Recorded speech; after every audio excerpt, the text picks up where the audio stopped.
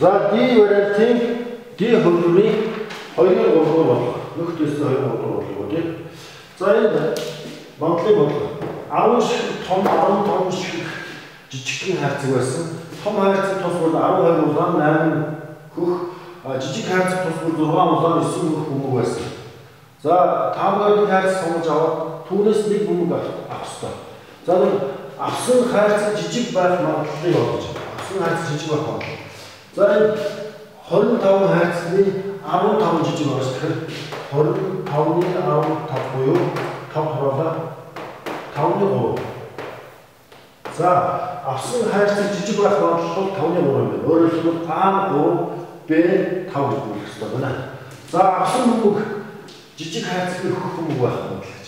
За тэгэхээр жижиг хайрцагнаас хөх бөмбөг гарч ирэх магадлал бол жижиг хайрцагнаас хөх бөмбөг гарч ирэх бол 6 улаан 9 хөх байгаа жижиг хайрцаг. Тэгээд нэг 15 бөмбөгний 9 хөх. Тэгэхээр 15-ны 9 хөх буюу 3 тураачих юм бол 5-ны 3. За 5-ны 3 гэдэг бол C3D5 гэсэн. За жижиг хайрцаг нь жижиг. Түүнээс авсан бөмбөг нь хөх байх магадлал бол хайрцаг жижиг байх магадлал жижиг хайрцаг хөх бөмбөг гарах магадлал энэ хоёрыг үүсгэх гэсэн үг. Тэгэхээр 25-ны 9 25-ны 9 гэж.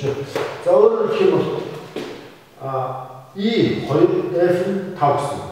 За бөмбөг хөх байх магадлал бол бүс магадлал юм. Хөх бөмбөг гарах магадлал.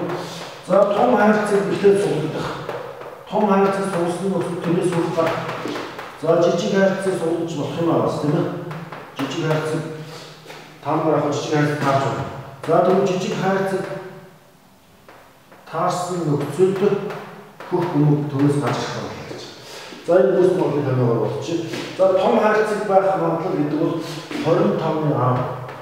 25-ны 10 үучин том хайрцагнаас хөх бөмбөг гарч ирэх чинь 20-ны 8. 20-ны 8. Нөхөд жижиг хайрцаг суглах магадлал гэдэг бол за 25-ны 15. 25-ны 15 үучин жижиг хайрцагнаас хөх бөмбөг гарч ирэх чинь 15-ны 9. 15-ны 9. За энэс нь хоёр гардаг. Энэ хоёр гардаг. Энэ хоёрын хэдэн 4 25-ны 4 25-ны 9 чинь 25-ны 13. Буюу 25 бөмбөг гарч чаддаг. 13 G1 H3. За гэж гарч байгаа юм байна.